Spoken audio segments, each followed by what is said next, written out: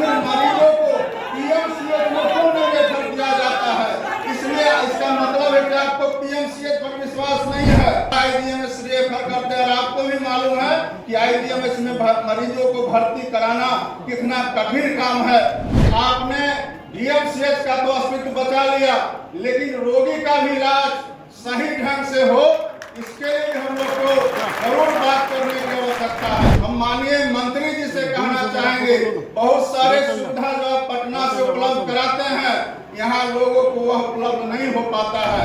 इसके लिए भी बिहार सरकार के मंत्री होने के नाते हम लोग को बोलना नहीं चाहिए, लेकिन आखिर हम लोग को ही दरभंगा जिला में रहना है, उनका अस्तित्व तो बच गया। अब हम लोग आग्रह करेंगे यहाँ के तमाम जो स्वास्थ्य सेवा से जुड़े हुए लोग हैं, हमारे चिकित्सकगण हैं, कि आपने डीएमसीएच का तो अस्तित्व बचा लिया, लेकिन रोगी का भी इलाज सही ढंग से हो, इसके लिए हम लोग को जरूर बात करने की आवश्यकता है। आप दिन रात मेहनत करते हैं, उसके बावजूद भी हम माननीय मंत्री जी से कहना चाहेंगे, बहुत सारे सुविधा जो आप पटना से उपलब्ध कराते हैं, यहाँ लोगों को वह उपलब्ध नहीं हो पाता है। इसके लिए भी बिहार सरकार के मंत्री होने के नाते हम लोग को बोलना नहीं चाहिए, लेकिन आखिर हम लोग को ही दरभंगा जिला में रहना है। दरभंगा जिला के लोगों का सहयोग करने में हम लोग अगर काम समय पर नहीं आते हैं तो उस समय हम लोग को कठिनाई होता है। बहुत सारे ऐसे सामान आप यहाँ उपलब्ध कराते हैं, वह सामान रोगी को नहीं मिलता है, इसलिए इसका भी कोई नीति बनना चाहिए। जितना सामान आप यहाँ उपलब्ध कराते हैं वह लोगों को मिल पा रहा है कि नहीं मिल पा रहा है, यह देखने की आवश्यकता है, यह बात। और दूसरा, यह भी नीति बनना चाहिए माननीय मंत्री जी कि आखिर किस परिस्थिति में किसी मरीज को रेफर किया जाता है, इसका भी पूरा ब्यौरा होना चाहिए। बहुत सारे ऐसे मरीज को हम लोग जानते हैं और रोजाना देखते हैं कि जिसको यहाँ से पटना रेफर करने की जरूरत नहीं है, वैसे लोगों को भी यहाँ से रेफर कर दिया जाता है। इसलिए हम लोग आग्रह करेंगे, और सिर्फ दरभंगा मेडिकल कॉलेज अस्पताल का ही बात नहीं है, जो निजी अस्पताल चलाते हैं या निजी क्लिनिक चलाते हैं, वैसे लोग भी सीधा आईजीएमएस में रेफर करते हैं। हम लोग यह जानना चाहते हैं कि आखिर मरीजों को पीएमसीएच में क्यों नहीं रेफर किया जाता है? इसलिए इसका मतलब है कि आपको पीएमसीएच पर विश्वास नहीं है।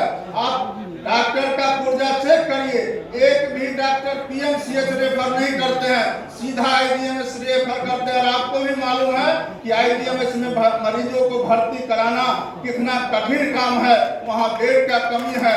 इसलिए हम लोग आग्रह करेंगे कि मरीजों के हित में भी हम लोग बड़े बड़े अस्पताल खोल रहे हैं, लेकिन लोग को सुविधा हो और कहीं कोई कठिनाई नहीं हो, इसके लिए भी सरकार स्तर पर स्वास्थ्य विभाग के यहाँ आप खुद मालिक बैठे हुए हैं, इसका नीति बनना चाहिए और मरीजों को ज्यादा से ज्यादा सुविधा बहाल हो, इसके लिए भी काम होना चाहिए। आज जो सुपर स्पेशलिटी अस्पताल बना है, उसमें ओपीडी किसी तरह से चालू हो पाया है, इंडोर का भी व्यवस्था हो, मरीज भर्ती हो, जितने तरह का हमारे जो स्वास्थ्य विभाग के सचिव ने बताया, जो 8 तरह का यहाँ विभाग है, उस 8 तरह के विभाग में जो हमारे डीएमसीएच के डॉक्टर हैं, अंत में हम लोग यह कह सकते हैं कि रोगी का इलाज के लिए सब चलेगा, लेकिन उसका व्यवस्था अगर आप अलग से नहीं करते हैं और डीएमसीएच का व्यवस्था अलग नहीं होता है, तो उतना लाभ हम लोग को नहीं मिल पाएगा यहाँ के लोगों को। जिस तरह से आपने इतना बड़ा चीज यहाँ देने का काम किया है, तो हम चाहेंगे कि यह व्यवस्था दोनों अस्पताल का अलग अलग हो, दोनों का प्रशासक अलग अलग हो, दोनों का देख रेख करने वाला अलग हो। और इतना बड़ा जब अस्पताल है तो कोई सक्षम आदमी को आप जरूर अधीक्षक बनाने का, प्रिंसिपल बनाने का काम करिएगा। इतना ही कह करके फिर से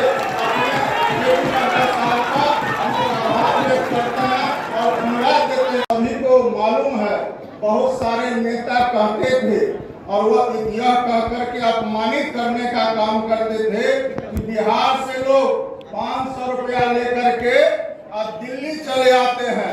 आज हमारे देश के माननीय प्रधानमंत्री आदरणीय मोदी साहब ने और हमारे जेपी नड्डा और हमारे बिहार के माननीय मुख्यमंत्री आदरणीय नीतीश कुमार जी ने बिहार के लोगों को अपमानित होने से बचाने का काम किया है। इसके लिए हम बिहार के तमाम लोगों की तरफ से भी आपको धन्यवाद देना चाहते हैं।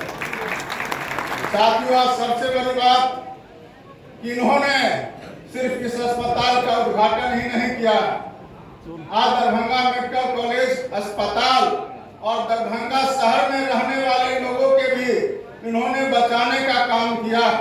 हम लोग को याद है माननीय प्रधानमंत्री जी और माननीय स्वास्थ्य मंत्री जी ने जब घोषणा किया था कि दरभंगा बिहार को दूसरा एम्स दिया जाएगा, तो सबसे पहले माननीय मुख्यमंत्री जी ने डीएमसीएच परिसर में ही एम्स निर्माण कराने का उन्होंने घोषणा किया। और बाद में जाकर के यहाँ के तमाम जो हमारे आईएमए के डॉक्टर हैं, बड़े चिकित्सक हैं, उन्होंने हम लोग को कहा कि डीएमसीएच का अस्तित्व भी बचना चाहिए। मात्र 27 एकड़ जमीन यहाँ मिला था। हम लोगों ने श्री संजय झा जी से संपर्क करवाया और माननीय मुख्यमंत्री जी इसी ऑडिटोरियम में आकर के घोषणा किए थे कि 27 एकड़ में हम लोग 77 एकड़ जमीन डीएमसीएच को देने का काम करेंगे। बाद में पूरा का पूरा जगह यह छोड़ दिया गया और एम्स के लिए शोभन में जगह प्रस्तावित किया गया। और आज हम माननीय स्वास्थ्य मंत्री जी को इसलिए भी विशेष रूप से आभार प्रकट करेंगे कि वह जो शोभन का इलाका है वह हमारे निर्वाचन क्षेत्र बहादुरपुर का इलाका है। इसके लिए भी हम बहादुरपुर और दरभंगा जिला की ओर से आपको धन्यवाद देना चाहेंगे।